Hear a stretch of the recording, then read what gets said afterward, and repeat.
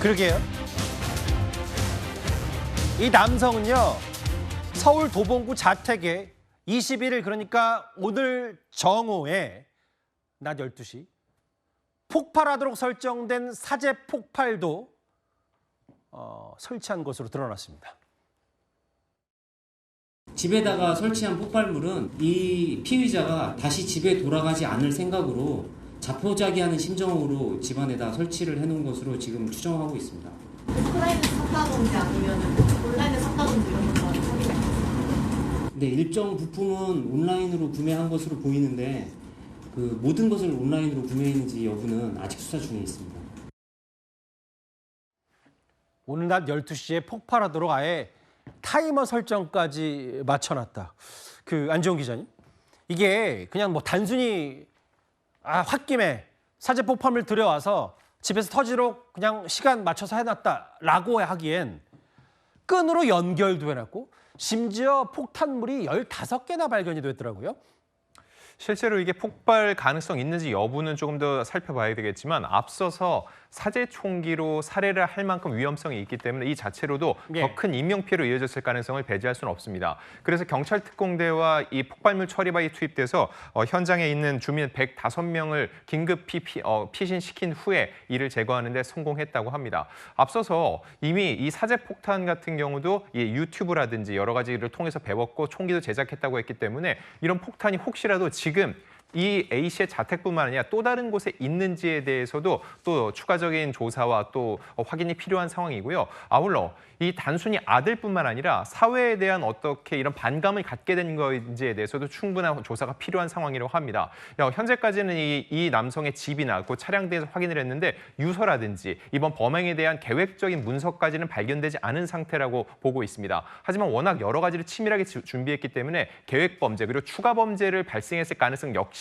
이 여죄를 열어둔 상태에서 경찰은 수사를 진행하고 있는 상황입니다. 김은배 팀장님, 이게 여기 보면 거실과 안방 등에 9곳에 배치했고 끈으로 연결해서, 그러니까 각각의 폭발물들의 파괴력을 더 극대화시키기 위해서 다 연결을 해놨다는 건데, 아까 저희가 봤잖아요. 이웃 주민들의 말에 따르면 손재주가 좋았고 뭐를 만들어서 파는 것 같았다라고 해서, 아무리 손재주가 좋다고 해도 이렇게 끈으로 연결해서 뭔가 폭발물, 시한폭탄을 만들 수 있으려면 공부를 어마어마하게 한 거 아니에요? 그렇습니다. 일반인들이 사실은 사제 총기라든지 사제 폭발물을 만들기 매우 힘든데요. 사실 조금만 연습하면 되긴 합니다. 왜냐하면 문제가 지금 유튜브라든지 인터넷을 뒤져보면은 사제 총기라든지 사제 폭발물을 만드는 방법이 공유되고 있거든요. 그러니까 그걸 안 찾아보셔서 그런데 찾아보면 그런 길이 있어요. 그러니까 본인이 조금 공부도 하지만은 그 유튜브라든지 인터넷 뒤져보면은 실제적으로 사제 총기 폭발을 만들 수가 있는데, 근데 그렇게 쉽게 접해서 배워서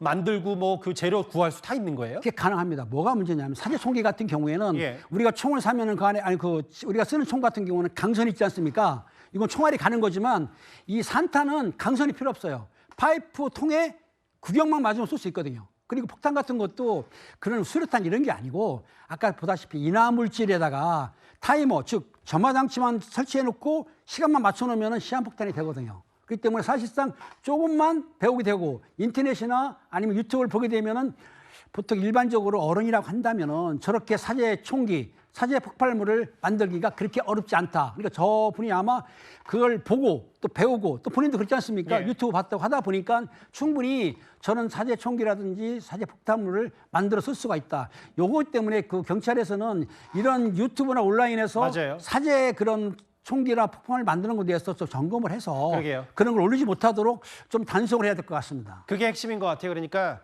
저희가 구체적으로 사건의 정황과 수법들을 설명한다기보다는 지금 이렇게 손쉽게 온라인을 통해서, SNS를 통해서 이런 거를 접할 수 있다면 관리감독 규제가 더 철저히, 우리나라가 지금 사제폭탄과 사제총에 대한 관리 혹은 인식 이런 것들이 좀 비교적 다른 나라에 비해서 낮기 때문에